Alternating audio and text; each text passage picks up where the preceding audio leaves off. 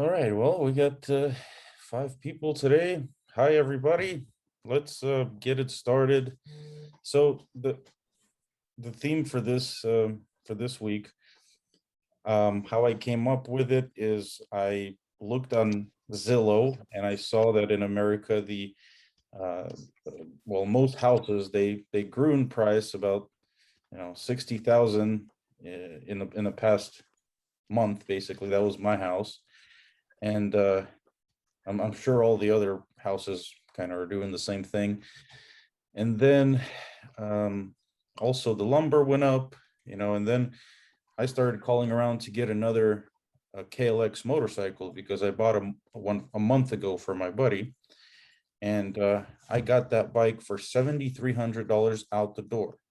That's with our crazy taxes and everything. Initially, that bike is like 5,900 or something, or even less than that. But I called them a month later to get one for me. I said, guys, look, I bought a bike from you, I want another one. And they tell me that now it's $8,800. I said, that doesn't make sense. I bought it a month ago. I bought one from you for 7,300. I thought, I thought that you guys would give me a little discount because I just bought a bike from you. But, that wasn't the case.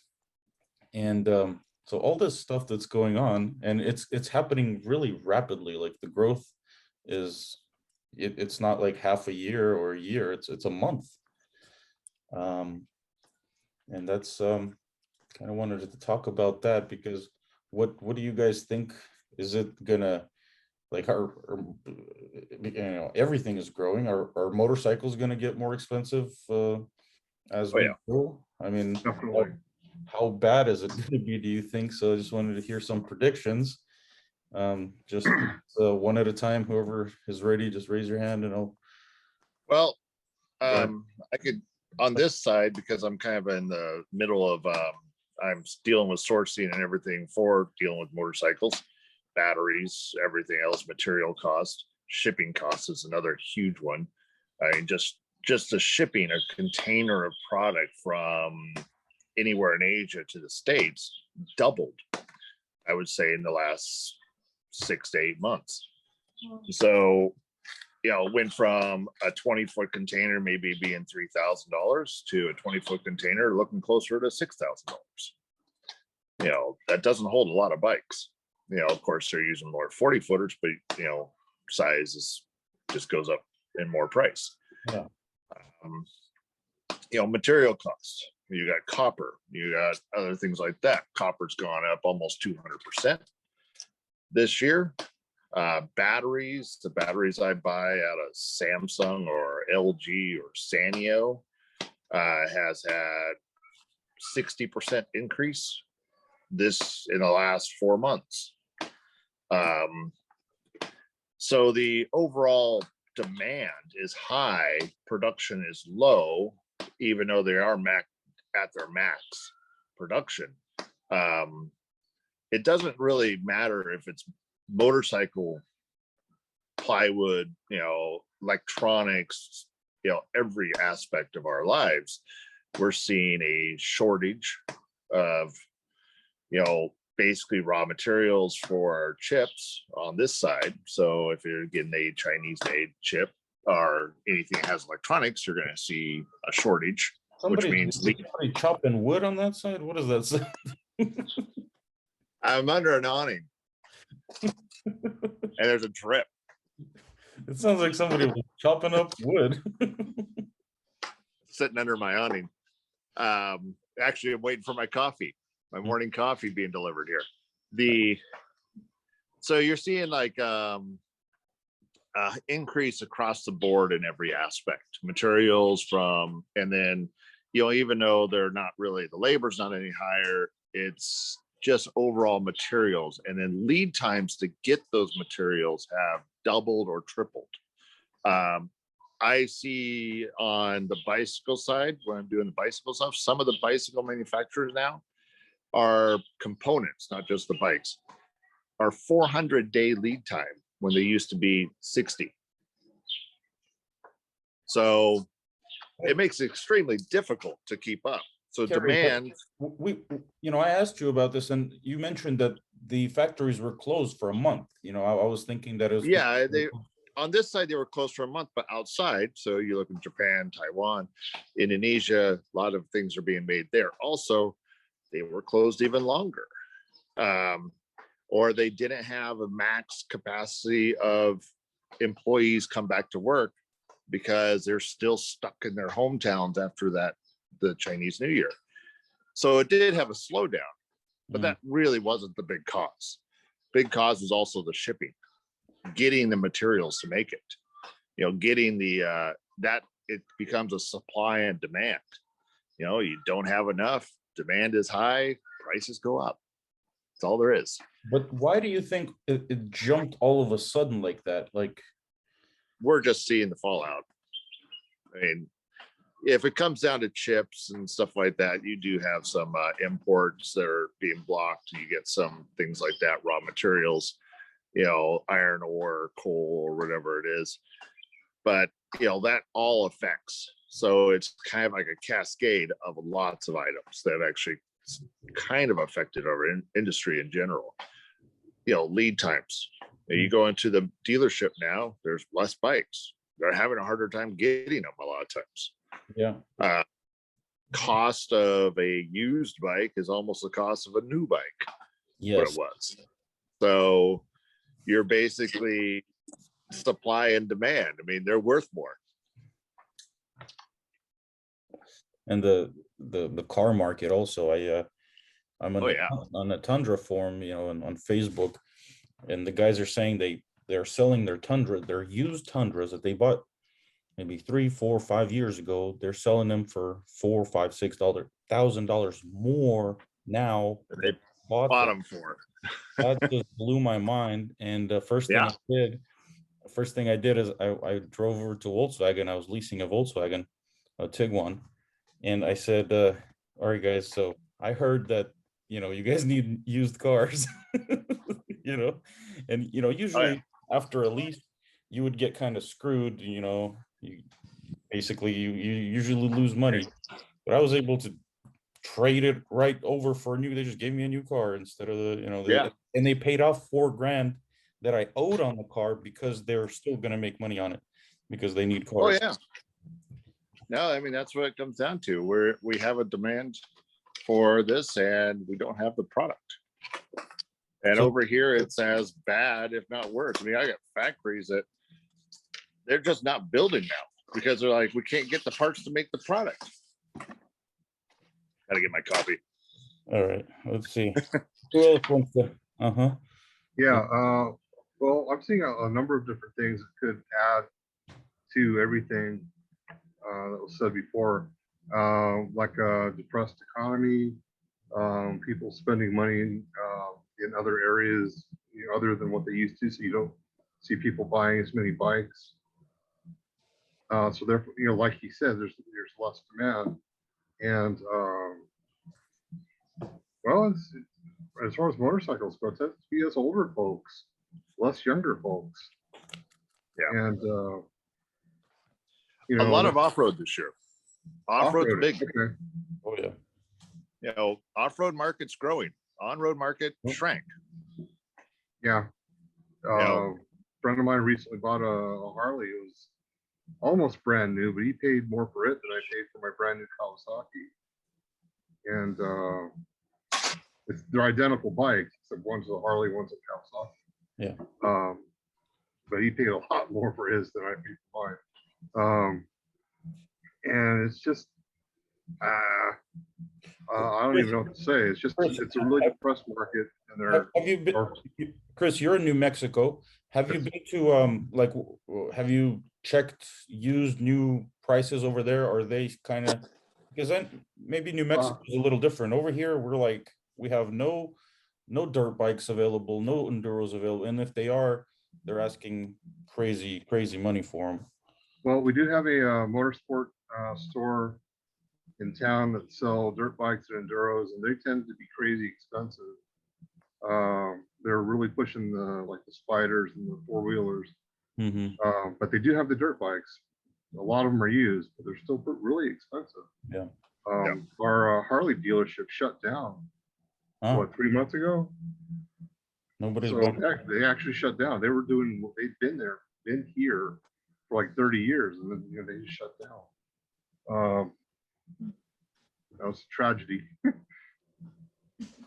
Uh, I have heard something that Harley they was are- going to do a shutdown to a bunch of the dealers. Maybe they'll just start selling their Pan America. That's it. just the Pan America. Could be. Down here in southern New Mexico, we have a lot of places to go off-roading. And a lot of people will do so in four-wheelers, Jeeps, trucks and stuff. Yeah, I'm not seeing a lot of bikes out there on the trails. Huh. That's all. I'm not saying they're not out there. I'm just, Yeah, you see more. Now I'm seeing less. motorcycling off-road, especially and motorcycling in general, it's a social distancing sport. So I mean, I do a ton in the motorcycles, I do a ton in the bicycles, and bicycles imports into the US this last year went up 40%. Hmm. You know, there's such a demand because nobody wants to get on, basically a bus or a subway or metro. When you got a bunch of people with face masks, they'd rather just ride a bike, especially when it comes down to electric bikes. And it seems like it's gonna keep like the bicycle and motorcycle thing is gonna keep growing because it's still gonna be always cheaper than a car, hopefully. And Yeah. with it just seems like people are really getting into that stuff. And I mean it's gonna go up. I don't know if it's gonna ever kind of flatten out, if we're gonna. It goes through waves, right? I mean, we get a boom like this. There was during the gas crunch, there's a huge boom of motorcycles, bicycles, that sort of stuff back then. And it had, it went on for 5-6 years, and then it kind of died off a little bit, but still was doing pretty well. And then, it has another one coming, 2008. I remember shops completely sold out of bikes. Couldn't get them. The shop was literally closed down for basically the summertime for a month so they can get more inventory. Mm-hmm. So Let's see. And does anyone else want to touch on this? If Chris, unless you still have something. I was just gonna say I commute on my bike every day. Mhm. It's only about 11, 20 miles round trip, but it gives me an excuse to ride the bike, and it's a lot cheaper than my truck. I haven't driven my truck in months, so it's just a lot cheaper to ride the bike. Your bicycle. Oh, yeah. My motorcycle. Oh, your motorcycle. Okay. Motorcycle. Mm-hmm. It is. It's just cheaper. And Well, what we've noticed here is I live within 20 miles of 4 major RV manufacturers. They can't even get parts. They're sold out for 2 years in advance already. Bike shops are sold out. And the reason being is, like you were saying, social distancing. People don't know when this shit's going to end. It's on, it's off, it's this, it's that. But you can't keep me out of the woods. And this guy's getting into the woods, and that guy's getting into the woods. And the next thing you know, people are going, man, if I don't get on this bandwagon pretty soon, I'm not going to be able to have anything to purchase. So it's creating a market. It's driving a market that is not necessarily there, but it's the scarcity of products being able to be brought to market to be able to be bought. And people are so worried that if they get locked down for another year, that they're not going to be able to get out and about and do things. So when you have banks that are right now willing to finance 125% of retail, that tells you that the market is so hot right now because people are driving themselves to buy things for the fear of not being able to do something. And when we've been locked down for essentially a year, I mean, you look at Washington, Oregon, and California, for God's sakes. I mean, people they're locked out again. Well, we live in Eastern Oregon, so we can't hear Kate Brown from over here. So yeah, Kate Brown's a little loud. But the biggest thing is, I mean, if I don't buy today, what I thought about today, somebody else thought about yesterday and went home and is going to purchase today for me. You know what I mean? So, Oh, yeah. you know, you better buy it. I mean, if you're thinking about it, you better buy it. I mean, I'm talking to buddies that live over in the Portland metro area, and they're going to these major motorcycle shops over there, and they're like, the inventory is scarce. I mean, Yeah. and Nobody.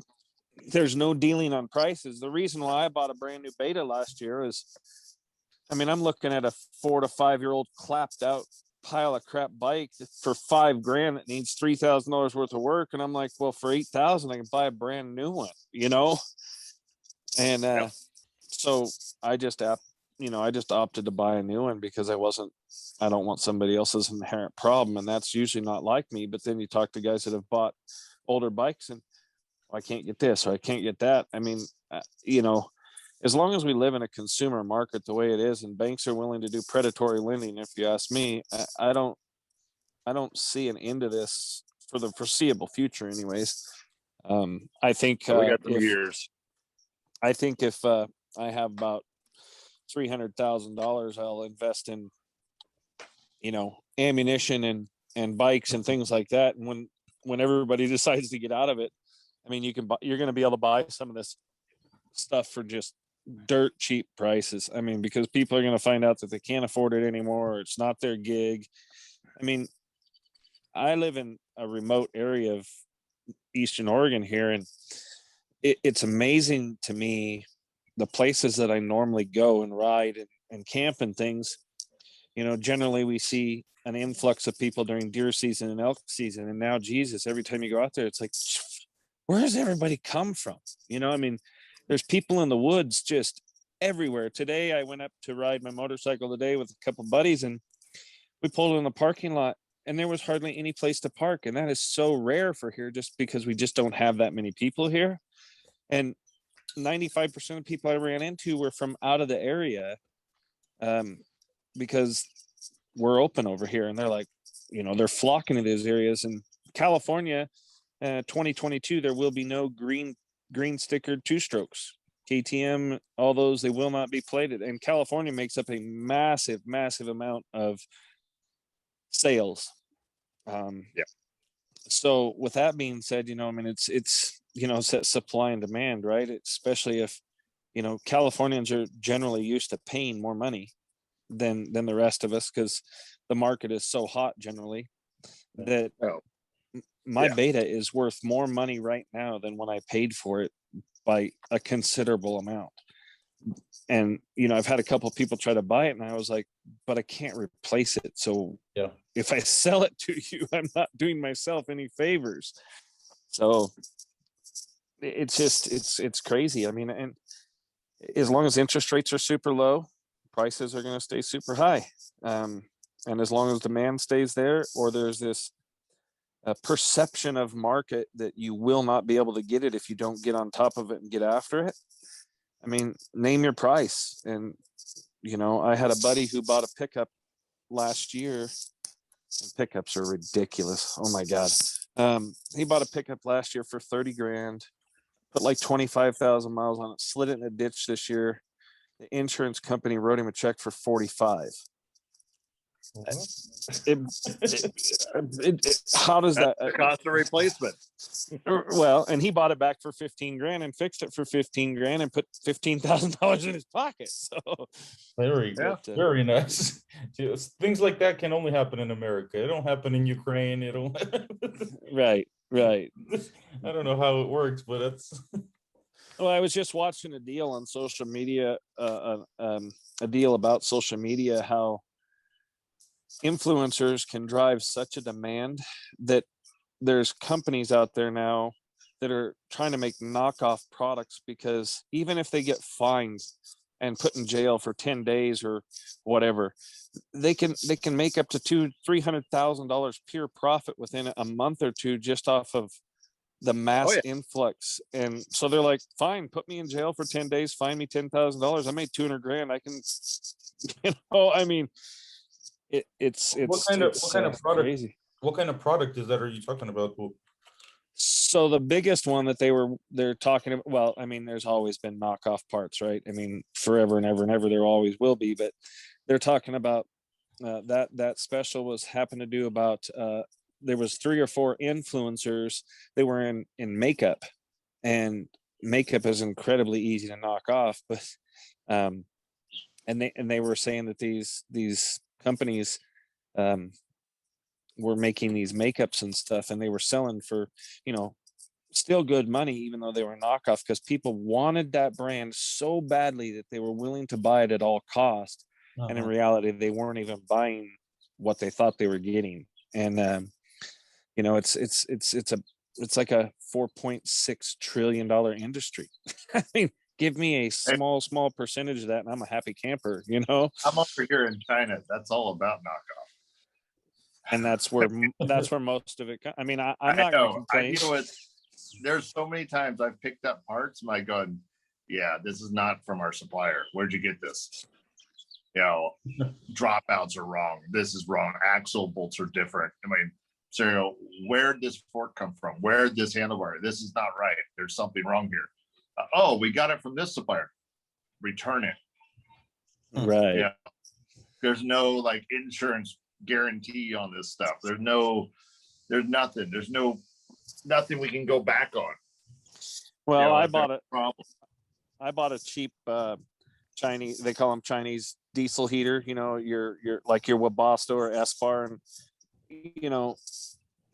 I mean, I could replace a thing 9 times for the price of one S-Bar or Webasto. So I mean, for me, it was a gamble worth taking. And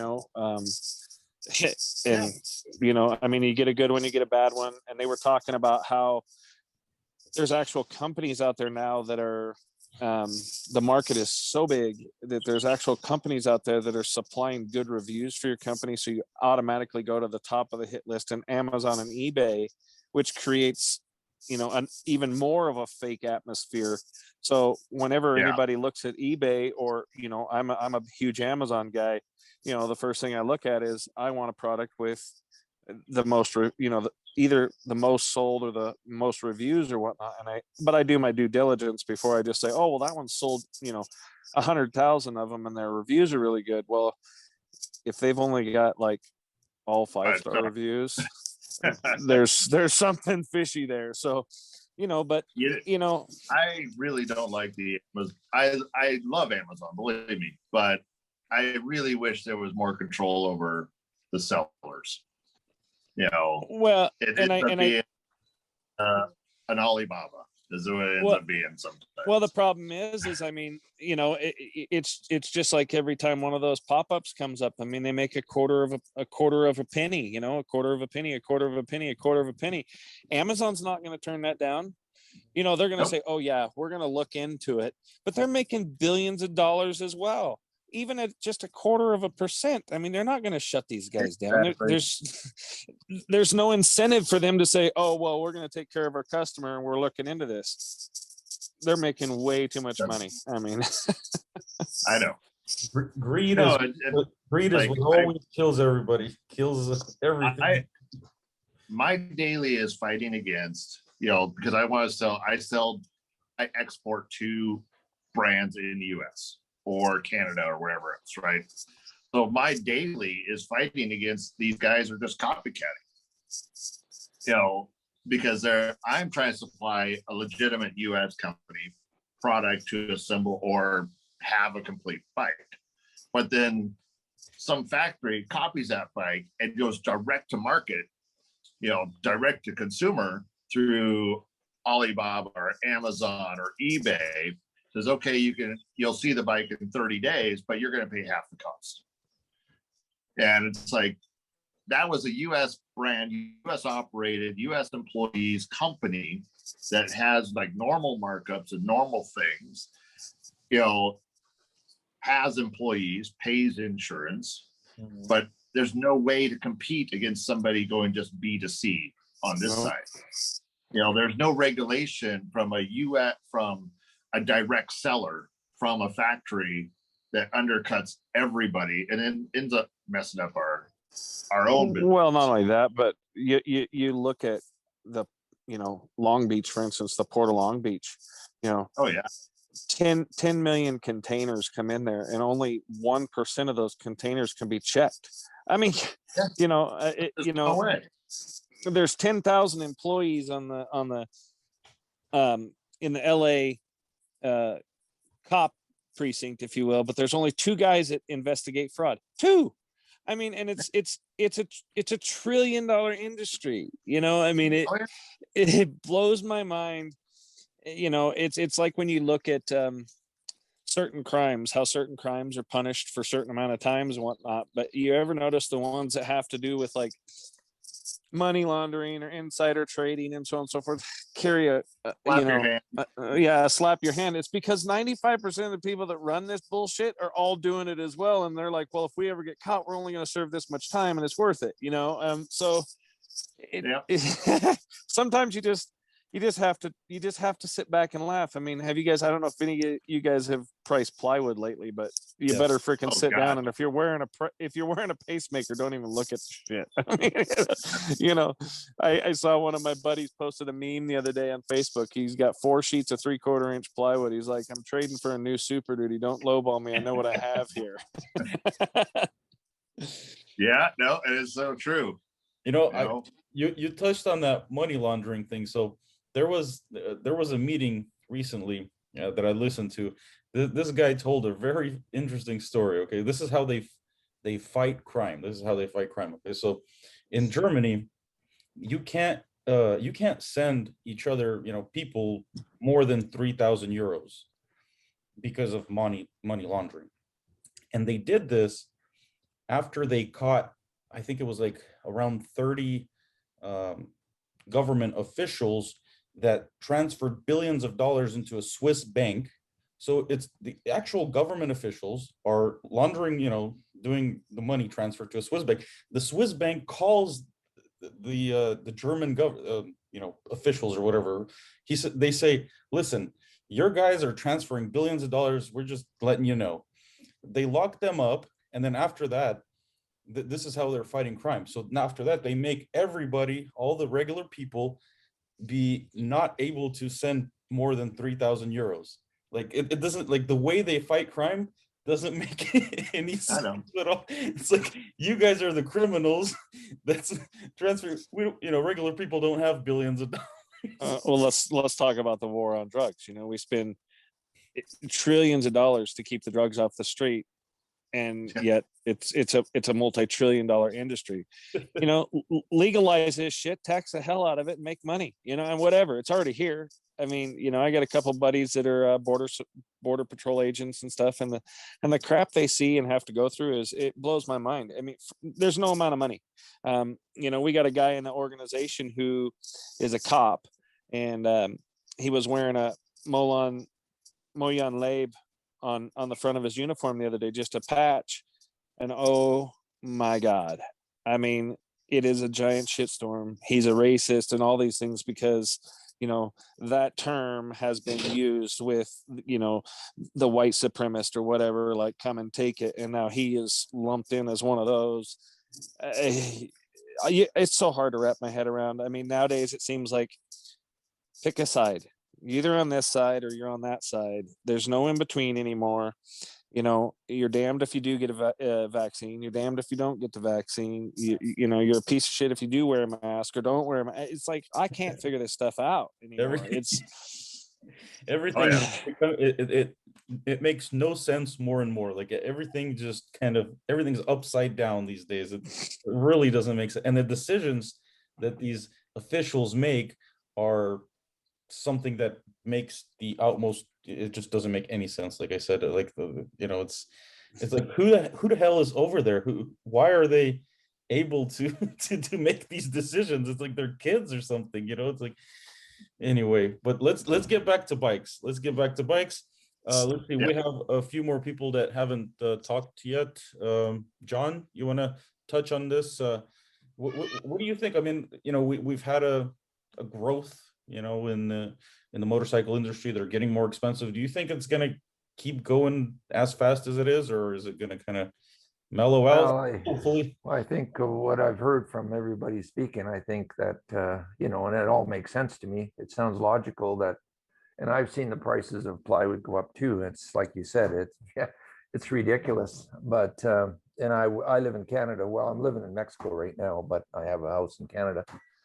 And I worked at a pulp mill for 40 years. So, you know, and we had a lumber mill as well. But yeah, I can see because of the shipping, because of the high demand. It's the same with boats. You know, I live on Vancouver Island, and my house is on Vancouver Island, and everybody getting away on a boat. It's the same thing. Any kind of boat. I mean, it's the same thing, and people are looking at life in a different way. I think, you know, they're realizing that, hey, we better do some of the stuff that we wanted to do, and they're wanting to get outside and stuff like that. And yeah, I really, the whole lockdown thing, I try not to fight everybody and everything, because I just have, you know, I'm just a middle of the road guy. I'm not a Democrat. I'm not a Republican. I'm just a normal, you know, like, I like socialized medicine. I might be a communist for the thinking that, but I'm not into having a social society. Like, I don't think the government should be paying for everything. You know, socialized medicine is one thing, but then the rest is, I'm okay with, you know, working hard and making a dollar and all that stuff. And I'm for, like, I got guns, I got pistols, and I'm not into the gun control issue either, right? And I agree with Dan. Like, if they made the drugs legal, there wouldn't be a drug problem. I mean, if they had setups to help people get off the drugs and everything else, then it would take, that's the real problem. There's a demand. Anytime there's a demand, and we see it right now, we have a demand for motorcycle, bicycles, boats, trucks, you name it, there's a demand, and there's a short supply, and there's going to be a higher price. And, you know, and people can make money selling drugs. If there's money to be made, people are going to try to make money selling drugs. That's just the way, that's human nature, right? And the same, you know, with the bikes right now, I got 4 bikes, and listening to you guys, I'm going, holy fuck, good investment. You know, I got a Ducati, a Moto Guzzi, a Suzuki, and I got a little Italica here in Mexico I bought new 3 months ago. So I'm doing good. I wish I'd bought more now. I regret not buying a few more bikes. The new stock market, huh? Motorcycles. Yeah, like, I'm going, hey, all my bikes are worth a lot of money now, but I don't want to sell them. I like riding my bikes. So yeah, I'm a little bit, it's a little bit scary. I find it's a little bit scary that these prices and everything are going up. And I'm going, okay, I got 2 grandkids. One was born 3 days ago, so pretty young. Congratulations. Oh, thank you. And I got a granddaughter that's going to be, I think she's going to be 8. And, you know, so, and I worry about, you know, how are they going to adapt to this new, what's going on, you know, all this stuff that's happening and everything else. I mean, for me, I just like to keep it simple. I don't listen to music on my bike. I mean, I grew up with points. I just like to ride, and I put earplugs in because or else I get deaf. But I just like riding and listen to my motor, and I just like riding and feeling the wind on my face. I never had a bike with a windshield. You guys gotta just, tell me you know. about the points. I'm You don't know what that is. They used to have points in cars too. They had a point open, and when the point opened, the cylinder fired. So Yeah. on How the old, How does it on the- work? What is it like? Is it the distributor where it spins in there? Inside the distributor. Inside the Yeah, distributor, okay. the V8 had 8 points, and it spun around. It had a rotor, and every time it touched, Yeah, then it would charge, and then when it left, it fired.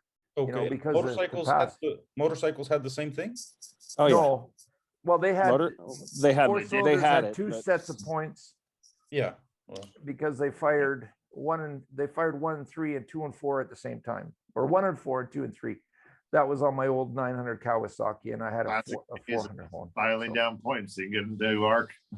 Yeah, I had a 370 Suzuki single, 13 years, original points. Now that was a good setup. Now that had a good condenser, because if the condenser was really good, the points didn't burn. So, I mean, and you're setting the points and all that was fun. But now it's like, I don't know, I'm old school, right? You know, I got one bike that has got electronic ignition and, you know, my Ducati, But, oh, no, the Ducati's got fuel injection too, so that's got both. But my Moto Guzzi's got electronic ignition, but NMICE they all do now, I guess. But, Well, and the another points were thing fun to play with.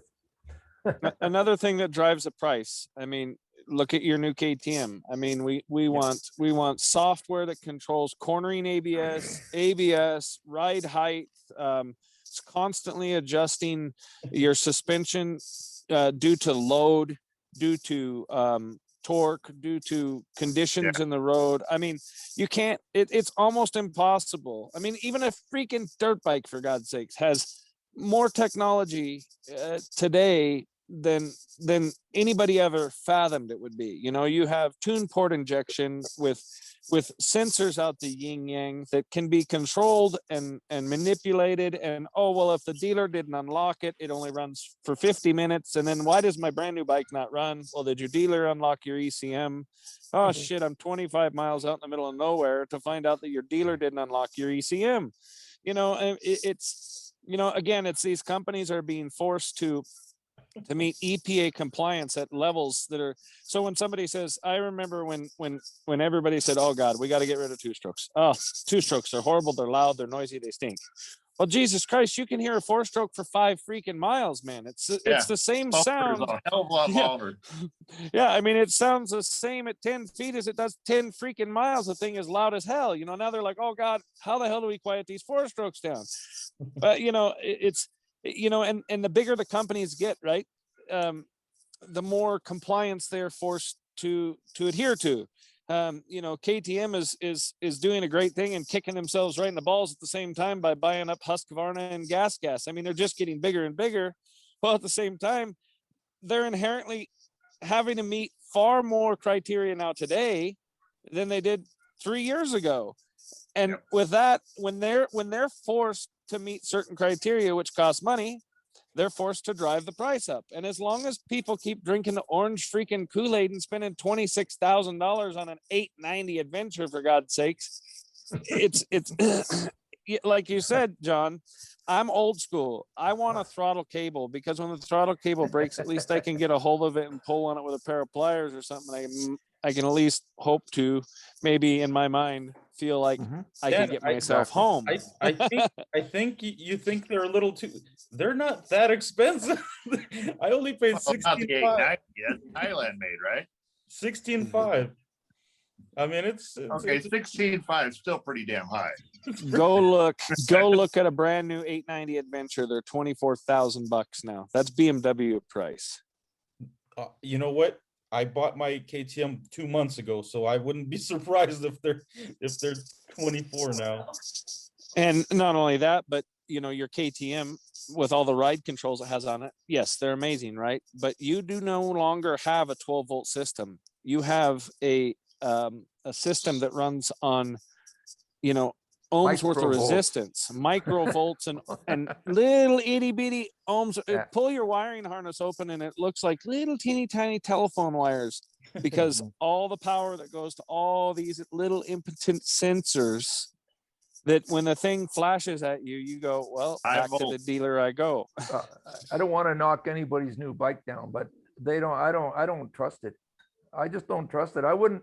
And I don't know, you guys got a KTM or something. I wouldn't go out in the bush with no KTM, because I wouldn't trust it. Because if something goes wrong, you can't fix it. My DR Suzuki's got a carburetor. It's got, the only thing it's electronic is the ignition. The rest is all, I can fix everything. I can fix it, you know? Same with my sailboat. When I had my sailboat, I had a naturally aspired diesel in it, and I could fix the damn thing, right? You know, these new boats got all, you know, inline, you know, common rail injection and all this other stuff and it's all computerized. Well, let's take the KTM Adventure market, for instance, right? You know, you got the 1290 KTM Super Adventure, right? The thing's been around for, I think, 8 or 9 years, roughly. They're on their 5th rendition of that exact bike.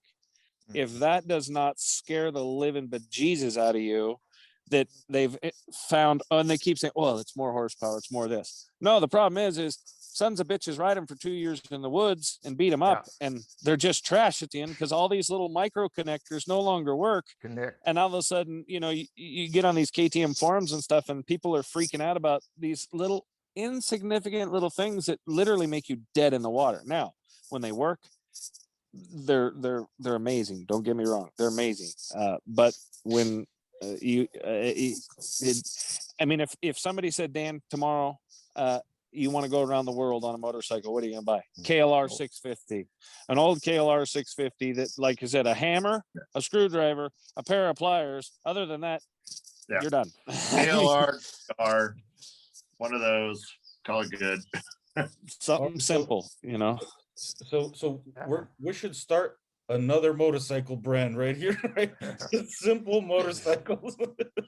It would never pass EPA. There you great. go. Hey, Off-road. For he's in off-road. China. He'd get us our knockoff parts for us so we could make Yeah, a aren't Chinese there- bike. Aren't the I Russian can girls totally do really that simple? all day long. Actually, I just saw yesterday, there's another one of the Honda factories over here. They just came up with a new Adventure 500 twin. Basically, it's a Honda, you know, CB 500X. Has stock the 1917, more wheel travel, and dual tanks. It has 40 liters of fuel capacity.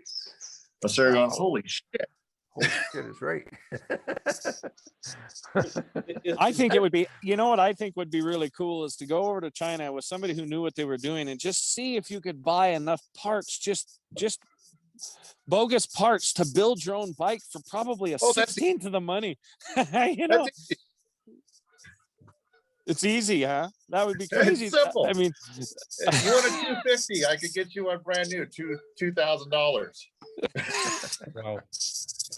Wait, is And this it would have a 10 or it'd have an old tech Honda 250 motor in it guys? that would Is, actually be is there- bulletproof. is there regulation off-road also, the EPA stuff, or is it just for the on-road? Oh, yeah. no, it's It's to sell the California bike. is big time. California controls 2/3 of the motorcycle industry, and by them telling you this year that there will be no 2022 green sticker bikes, basically just drove the price up of the 2021 and the 2020s because they're still platable. And I heard a guy the other day, it's a pretty good source with KTM. He's been with them a long time. He said KTM is actually rushing a bunch to market right now that will be 2022s, but they'll be VIN tagged as 2021, so they'll still green sticker. Wait, so you're saying that the 2-strokes that you can still have a green sticker 4-stroke, Correct. correct? Now, so is it impossible to make a simple 4-stroke that's off-road that doesn't kind of need any kind of all that electronic stuff? I mean, Well, it's simple, isn't it? there is. You can't sell it. No. To get There your is. license to sell the thing, the federal government's gonna have to say, okay, which means you gotta meet all the EPA standards and stuff. Exactly. The small Euro 5 motors, the 200cc, 150 Aprilia, stuff like this, they're very strong in Asia that sell well in Europe. They're the Euro 5 compatible. That would actually still be able to meet but you're basically no power. It's very simple motor, but it's just choked. Mhm. So the other problem is too, is, so take a KTM 500, for example, EXC 500, probably one of the best selling dual sport motor. It's a dirt bike with blinkers on it, essentially. The bike comes out stock with 42 horsepower because it is That's so corked.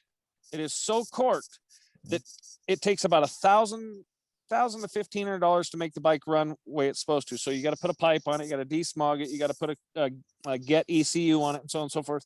And now that same exact bike, once you've spent $12,000 on buying a new one and another $1,500 to make it run like it should, now produces 65 horsepower.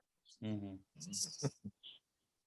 Oh, The yeah. Beta 390 puts out exactly what the KTM 500 puts out stock form, 42 horsepower, because Beta is still a small enough company. They don't have to meet the same EPA compliance that KTM does. So there's a lot of guys like buying Sherco, and they're buying Beta and these other companies because they're buying a bike that is essentially got a lot more power, and it does, and every single Beta is platable in 50 states. It's platable, where KTM, if it's, you know, if it's a for off-road use only, Small- you'll small never get it plated. Because it's a small manufacturer versus a big manufacturer. So big manufacturers, yes, they produce a lot more bikes. But then again, once you hit a certain level, you have to meet this compliance. Once you go to the next level, you have to meet this compliance. The compliance gets bigger and bigger and bigger. And before you know it, you're creating a whole nother subcategory underneath that these guys are making massive dollars on building aftermarket compliant parts that make the damn bike run like it should. You know, I Yeah. just bought I got a 2020 KTM 500. My buddy's 09 runs circles around it. That's because the 09 is not corked up, and the brand new one is, you know, and they're like, well, what does it take to make it run? $3,000. Mhm. You And know, all those regulatory smog emissions, all that stuff costs a ton of money. Development every year, new developments of this, new developments of that. Hey, we got to meet this EPA, we got to meet this Euro 5 compliance, we got to do all the every couple of years. I got to go through another sort of thing. Every bit takes tooling, takes work, adds to price. Okay. Well, let that's me why ask you you're gonna guys- see a lot of electric bikes coming out. Oh, I yeah. mean, I'm not gonna buy electric bike. It's not for me, but I think even the dirt bikes in Vancouver, Canada, they announced that they're gonna run an Indy, like the Indy cars again, but they're gonna be all electric on the Yeah. racetrack. So well, I think you're gonna see more in the dirt too, right? Once they get the Oh, yeah. battery technology, you're Well, gonna see they're- because they don't have to worry about EPA testing. they're there, but the problem is say, for instance, you know, you buy a new Tesla, right? You know, Yeah. you look at Denver metro area has, you know, say 1,000 charging stations. Within Mhm. 150 miles of me, there's 2 Tesla charging stations. Yeah. So, Right. you know, that now you risk the running of, well, can the grid handle these massive charging stations, right? And if the grid can't, then you know, and then what do you Sure. do with these giant lithium ion battery packs? You know, I mean, everybody wants to Mhm. say that they're these great things. Well, go look at a lithium mine and tell me it's a great thing. I mean, Jesus Yeah. Christ, there's a giant hole in the Well, ground, you know? There are Um, problems for sure, but I just bought a house in Yeah. Canada. It's new and it came in the garage. It was a plug-in charging station for electric car. The house came with it, you know, like pretty weird, eh? Like, you know, not that I have Whether you electric want it car, or not. but whether you wanted it, it was It's included. coming no matter you know? what. Yeah, But, The yeah, electric vehicle stuff, I mean, there's a lot of new bikes that are coming for with the electric motors, you know, this sort of stuff. It's gonna happen, but yeah, it's a closer to city, near a charging capability. You're not gonna see it out in the country anytime real soon, but you may see it in California being mandatory into farming, just because farmers have to deal with a lot in California for EPA. So electric vehicles are kind of high on the list for farming. they got an electric ferry running in between the island now and up Yeah.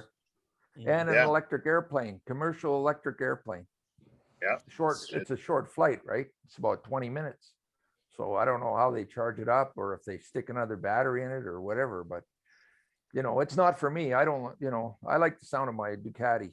So it's not going to be no electric bike for me, but then, you know, that's part of the charm for me is, you know, but I think it's amazing that we have these options, to be honest with you. I mean, because they're pushing tech to all new levels. I mean, the new KTM 1290 Super Adventures is 160 horsepower bike. You push a button into the dirt mode and it retards the bike down to 100 horsepower with a push of a button. You know, I mean, so, you know, inherently that stuff is amazing technology that goes behind that. Like you were saying, it takes massive tooling, massive engineering, and so on and so forth to achieve these things, which is great. But at the same time, us old geezers, if you will, the guys that want just simplicity. I mean, I'm like, okay, maybe I'll go buy an old XR250. Well, Jesus Christ, an old Exactly. XR250 is $4,000. They didn't sell for $4,000 new, you know? $2,000 bike worth 4,000 now. I'm gonna have to start shopping around to find somebody to buy my XR 650R. oh yeah, you'll get as much as you paid for it. So Well, right now, if you had a plated XR 650R, that bike would bring between $4,500 and $7,000. so I was surprised I have how a many friend- bike is over here. They have them everywhere. I got a buddy who's selling me a 2003 XR 450 or something. I don't know if XR or there's another letter in there, but it's a 450 dirt bike from Honda, 2003. And you know, that bike is not regulated, right? I mean, that thing is that's a carbureted bike. So theoretically, I'd be better off getting a bike like that, you know, for to have on the back of the truck, because I was going to go with the KLX. You know, it's a little smaller and stuff, but it's I guess it's just going to be not as powerful, not even close, not even close. Well, a CR 450R, CRF 450R. That's probably what it is. Yeah, that's So probably what CR stands for close ratio. So it's going to be a close ratio transmission. It's got Showa suspension on it. It's going to have closed cartridge front suspension because it's designed to take giant hits. So, I mean, you could make it into a phenomenal woods bike, but it would take you some work. But yeah, I mean, if you could put an 07 head on it, because 07 and newer, the CRFs have a unicam and takes 4 hands to do the valves, and there's only room for half a hand in there. They are an amazing platform. The bike produces around 47 horsepower. The red line, the soft rev limiter, the electronic rev limiter is somewhere around the neighborhoods of 14,000 RPMs. I mean, it's the technology is absolutely ludicrous and amazing. But when you build that kind of horsepower on those tight of tolerances, you have to understand that KLX may not have horsepower, but it'll run 20 to 30 to 40,000 miles with relatively easy oil changes and very little maintenance, where, you know, the other one's a race bike. You know, at 100 hours, you're redoing a top end on it if you're flogging on it at all. So, you know, tick for tack, right? The ultimate race bike. It's built so light, so much cut off that when you get to the end of the run, it's worn out. But the whole idea is that but I shaved all this weight off so that I could win the race.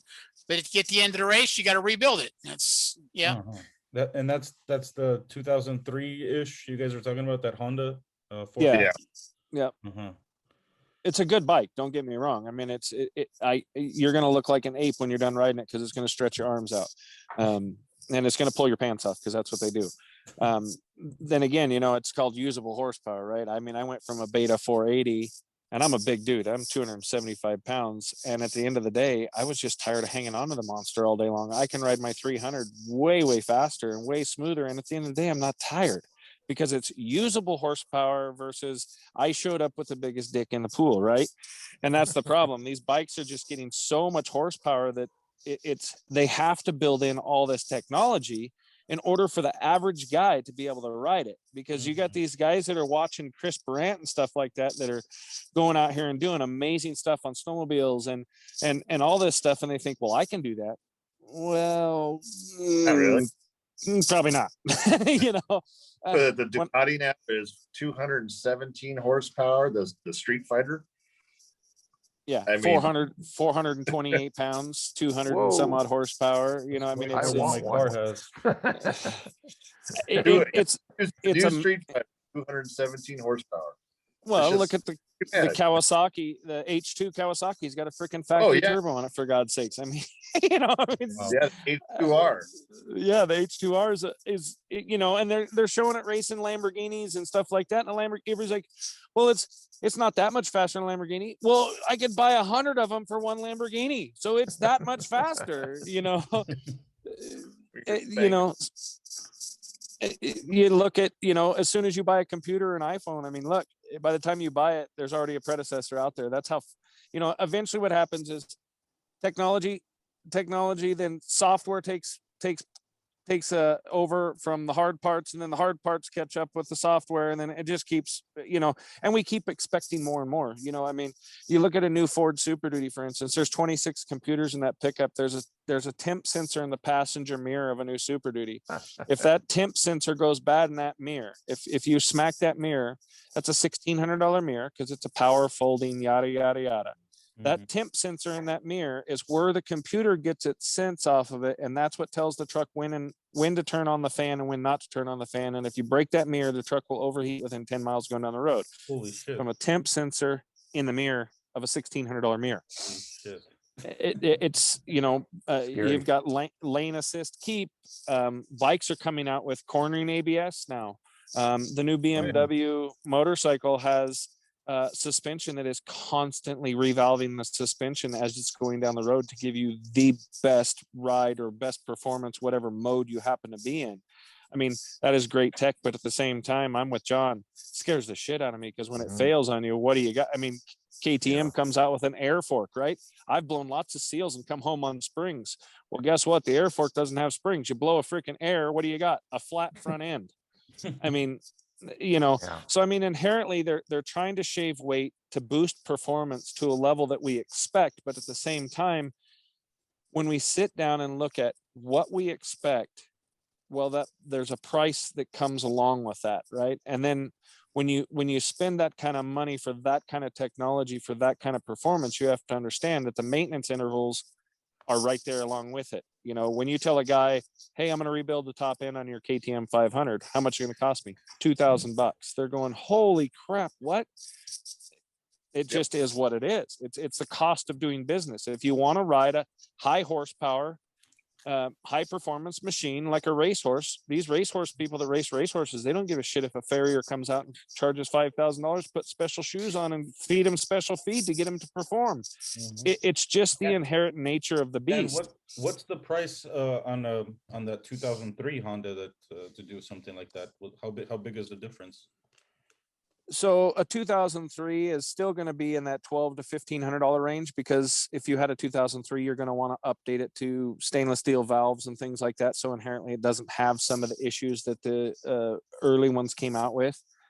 But again, it's going to take you a massive amount of money to take a track bike and make it perform at a level that you're comfortable with in like the adventure or touring model. If you just want to go out and ride it around, the thing is a high speed race machine, and that's what it wants. So if you put it around, it's not going to hurt it at all, but at the same time, it literally at the twitch of a throttle, it wants to leave, it wants to go. It's built for one thing: all or nothing.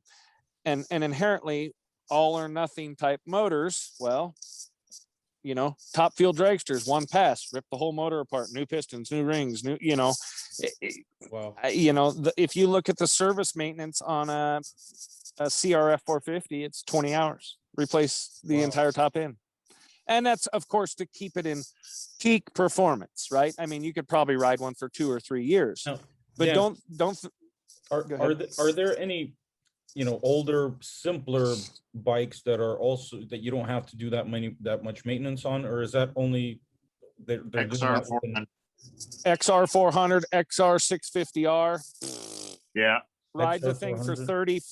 Well, so the difference is Honda, when everybody stepped into the DR KLR market, everybody went for these big, giant, dumbed down machines that don't ever really put a smile on your face, but they get the job done, right? Honda said, no.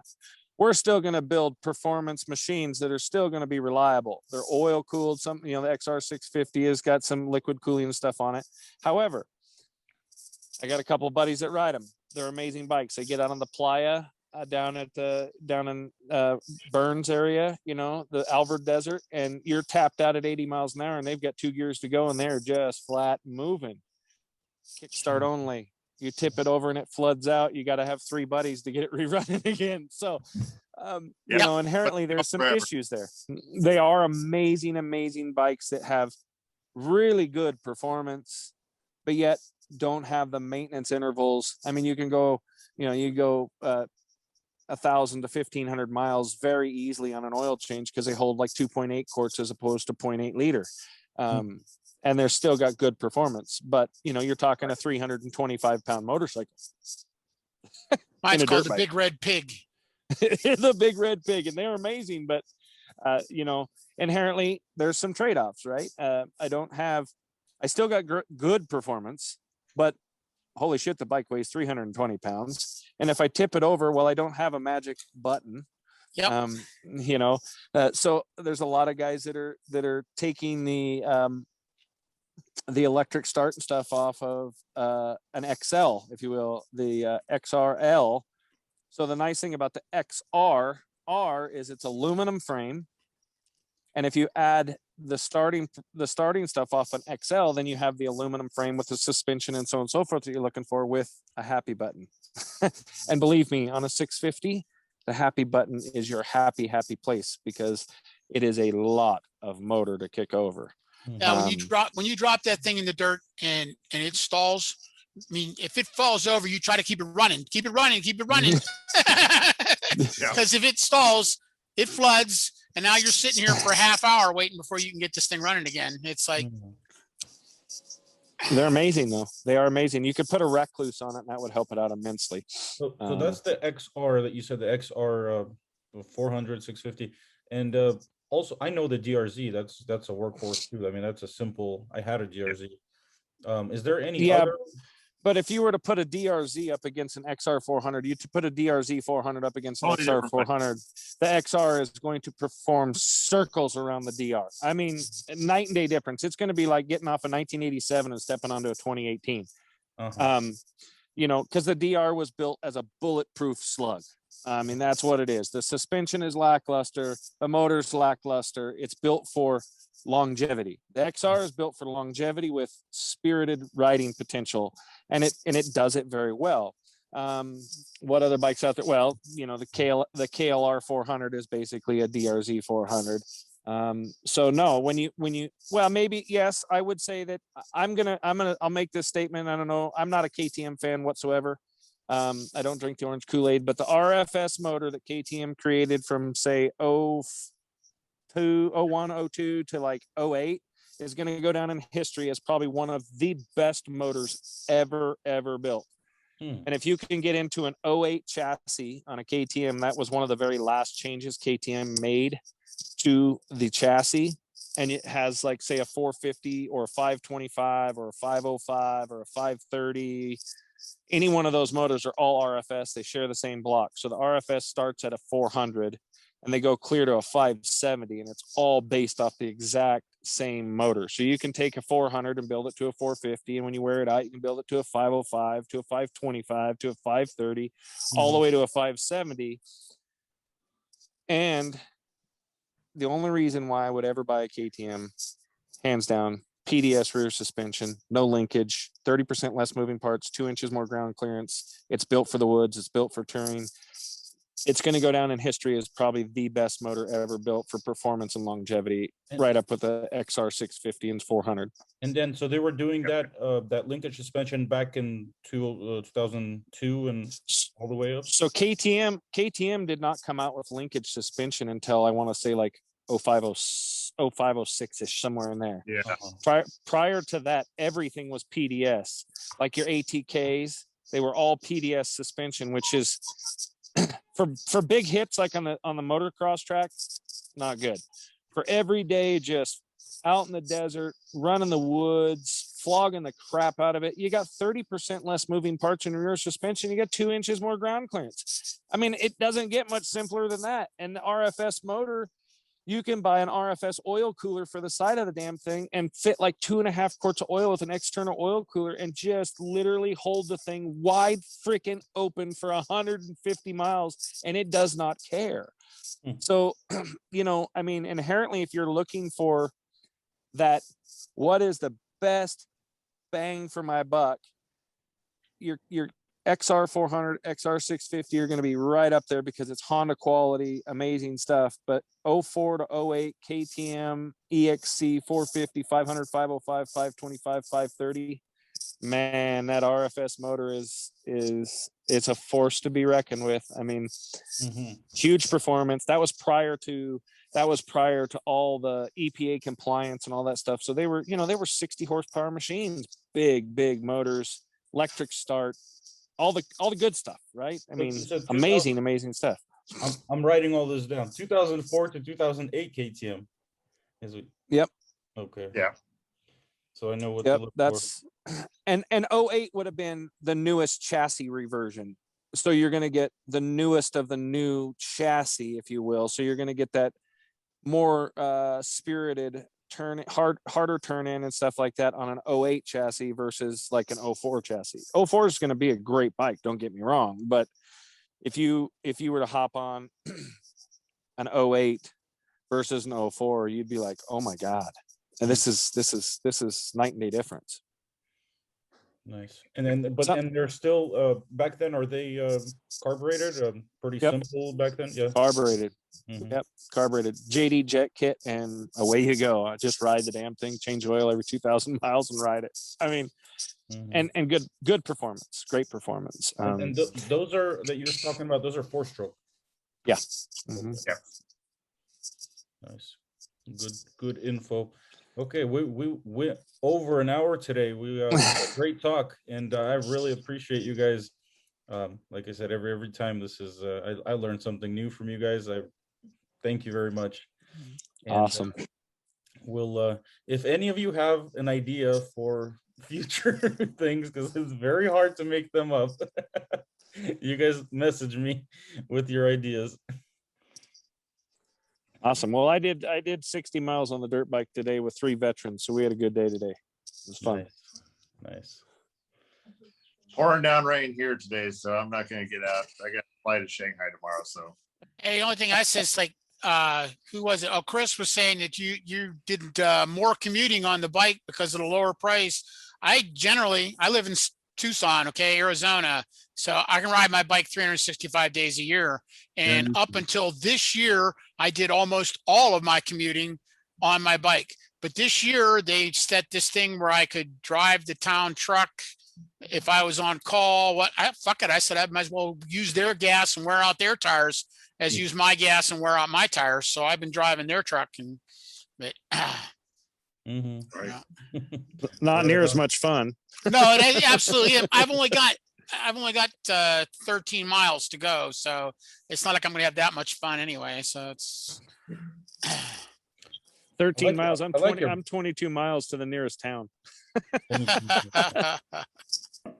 I like that background you put with you put a video in the background. That's pretty cool. Yeah, it's I shot that video in 2013. My motorcycle club here in Tucson. We were going to at all our national events. We have what we call a bell ringing ceremony, where we ring the bell for everybody that's been a member of the club that died as a member of the club. And in Tucson, we have the bell ringing at Gates Pass. We have a piper in full Scottish dress there playing the pipes and do our bell ringing. This was riding up to the bell ringing. I put the camera, this was pre GoPro, on the tail end of my bike, and I signaled everybody to pass me, go by me, go by me. And then when I got all the way to the back, I drove back up through the middle of them. This isn't the whole video, but it's a big piece of it. It looks like That's you're pretty riding cool. right. Looks like you're riding Oh, right it now. looked like you know? Tucson. I was riding a bike. So I am in the the perspective of the camera right now. That's where the camera was sitting. Awesome. Very well, Awesome. very well, guys. Thank you all. We're gonna end it here. Hopefully, we'll see some of you next time. Thank you guys very All right. much. All right. Bye-bye. Bye.